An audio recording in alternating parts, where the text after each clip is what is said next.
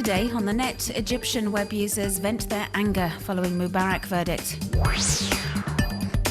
Young nationalists in South Korea exposing North Korean sympathizers via the internet.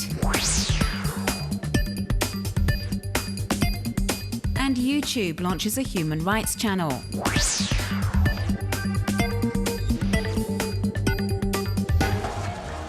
Thousands of Egyptians gathered in Cairo's Tahrir Square to vent their anger following Saturday's verdict in Hosni Mubarak's trial. The former president was given a life sentence for complicity in the killing of hundreds of people during last year's uprising, while 6 top police commanders were acquitted of the same charge.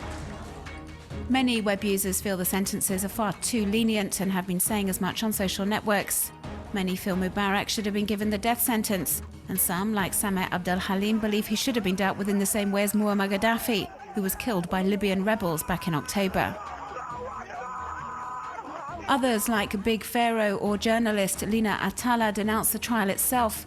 They say it was one man put on trial instead of the system, and although Mubarak has been ousted, the regime remains the same. The Tahrir Square protesters criticise the army, which is ruling the country during the period of political transition, for retaining the old system of authoritarian rule. Historian Khaled Fahmy fears the acquittal of former security chiefs only serves to strengthen the sense of impunity within the police force, which in recent months has often been accused of excessive use of force.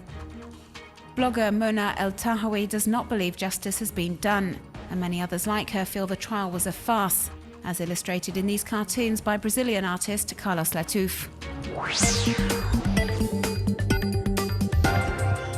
South Korea has found a new means of uncovering North Korea sympathizers. Young nationalists are being encouraged to find and expose web users spreading propaganda online which glorifies the Pyongyang regime.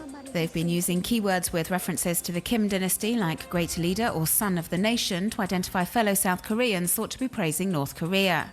And in exchange for their loyal services, the most deserving are being rewarded with watches or other such objects carrying the initials of the National Intelligence Services. There are a growing number of these young nationalists who grew up with anti-communist education. Thousands flock to forums hosted by Naver, a very popular platform in South Korea. They discuss their cyber war, exchanging advice and congratulating one another. Exposed bloggers face up to 7 years in prison for violating South Korea's Security Act, in place since the 1950s.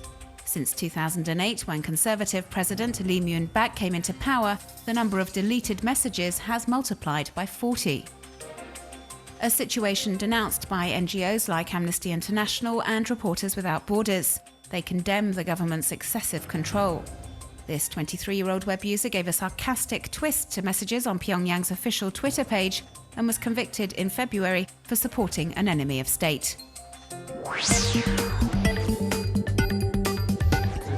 Google's video sharing platform YouTube, which is very popular with activists the world over, has launched a human rights channel. The aim is to report on and put into context violations recorded from activists, organisations and media from across the globe. The project is being run in partnership with the NGO Witness and includes subjects from the repression in Syria to democratic reform in Burma and also the Occupy movement in the United States.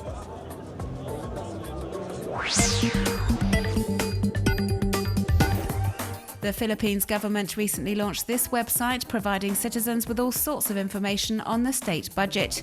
There are 3 different parts to the portal: one section on how the budget is crafted, another on the spending distributions, and lastly a platform where citizens can give feedback or comments.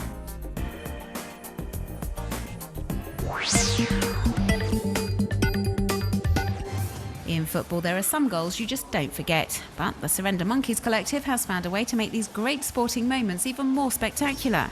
They've incorporated dinosaurs, laser guns, Star Wars characters and explosions. Some may say the special effects are a bit over the top amid the players and cheering crowds, but the end result is pretty good and rather amusing.